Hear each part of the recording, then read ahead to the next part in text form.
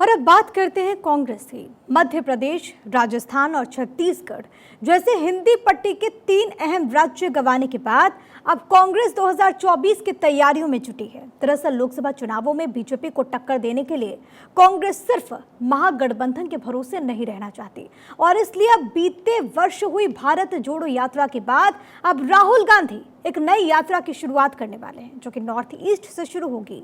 14 जनवरी को कांग्रेस अध्यक्ष मल्लिकार्जुन खड़गे मणिपुर से इस भारत न्याय यात्रा को हरी झंडी दिखाएंगे, जो कि मणिपुर से शुरू होकर नागालैंड, असम, मेघालय, पश्चिम बंगाल, बिहार, झारखंड, ओडिशा, छत्तीसगढ़, यूपी, एमपी, राजस्थान और गुजरात से होते हुए महाराष्ट्र में खत्म होगी। 14 जनवरी से 20 मार्च तक चलने वाली यात्रा 14 राज्यों, 85 जिलों से होकर गुजरेगी।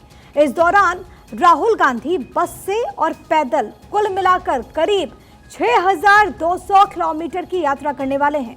ये यात्रा इसलिए भी अहम है क्योंकि पिछली बार जहां राहुल गांधी ने ये यात्रा दक्षिण भारत से शुरू किया था और सबसे ज्यादा वक्त भी वहीं पर बिताया था, इस बार राहुल अपनी दूसरी यात्रा की शुरुआत नॉर्थ ईस्ट से करेंगे।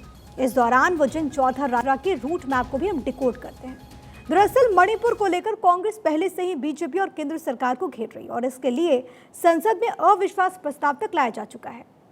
इसलिए इस बार मणिपुर को चुना गया ताकि महिलाओं और अल्पसंख्यकों के खिलाफ अत्याचार का मुद्दा उठाकर सरकार को घेरा जा सके। पूर्वोत्तर के बाद ये यात्रा पश्चिम बंगाल पहुंचेगी, जहां पर बीते विधानसभा चुनावों में कांग्रेस को एक भी सीट नहीं मिली थी। वहां कांग्रेस की दबाव बनाने की कोशिश होगी कि गठबंधन के कोटे से ज्यादा सीटें हासिल हों। यही कोशिश बिहार में, झारखंड में, महाराष्ट्र और यूपी में भी होगी, क्योंकि इन 5 राज्यों में कांग्रेस गठबंधन के सहयोगियों के मुकाबले कमजोर है और क्षेत्रीय दल इन तमाम स्टेट्स में मजबूत हैं। एमपी, राजस्थान और छत्तीसगढ़ और गुजरात ये ऐसे राज्य हैं जहां पर कांग्रेस का बीजेपी से सीधा मुकाबला है। इन सभी राज्यों में कांग्रेस का प्रदर्शन बहुत खराब था। इन राज्यों की कुल 91 सीटों में कांग्रेस सिर्फ 3 सीट ही जीत पाई थी। छत्तीसगढ़ की 2, एमपी की 1 सीट शामिल है। राजस्थान, गुजरात में बीजेपी ने उसे क्लीन स्वीप कर दिया था। लिहाजा इस यात्रा के जरिए कांग्रेस ये भी कोशिश करेगी कि जिन राज्यों में उसका बीजेपी से सीधा मुकाबला है वहां भी कुछ सीटें बढ़ाई जा सके।